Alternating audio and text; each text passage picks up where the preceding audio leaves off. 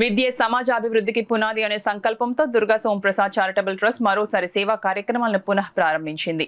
5 ఏళ్ల విరామం అనంతరం 30 ఏళ్లుగా కొనసాగుతున్న ఉచిత నోటు పుస్తకాల పంపిణీ కార్యక్రమాన్ని తిరిగి ప్రారంభిస్తూ నగరంలోని 30వ డివిజన్ పరిధిలో పగోడా పాఠశాల భవితా సెంటర్ విద్యార్థులకు ఉచితంగా నోటు పుస్తకాలు అందజేసింది.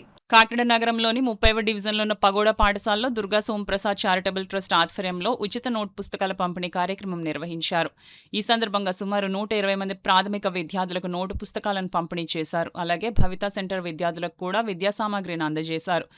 Durga Somprasad charitable trust chairman Durga Somprasad ఆదేశాల మేరకు ట్రస్ట్ ట్రస్టీలు సోము, స్వాతి, రాజ్ కుమార్ దంపతులు కార్యక్రమాన్ని ప్రారంభించి విద్యార్థులకు నోటు పుస్తకాలను పంపిణీ చేశారు.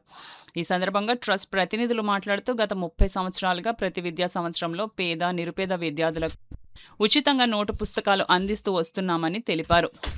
అనివార్య కారణాల వల్ల గత 5 ఏళ్లుగా ఈ సేవా కార్యక్రమానికి విరామం ఏర్పడిందని పేర్కొన్నారు.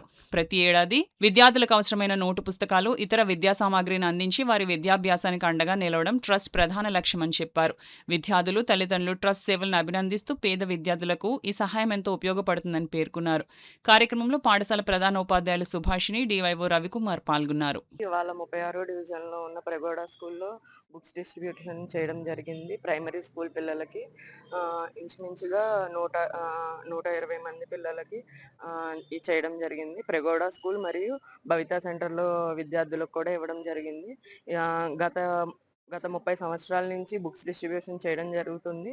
కానీ అనుకోని కారణాల వల్ల ఒక 5 సంవత్సరాలు ఆపడం జరిగింది. ఈ సంవత్సరం నుంచి మళ్ళీ కంటిన్యూ చేద్దామని మా ట్రస్ట్ ఫౌండర్ సోము ప్రసాద్ గారు నిర్ణయించుకున్నారు.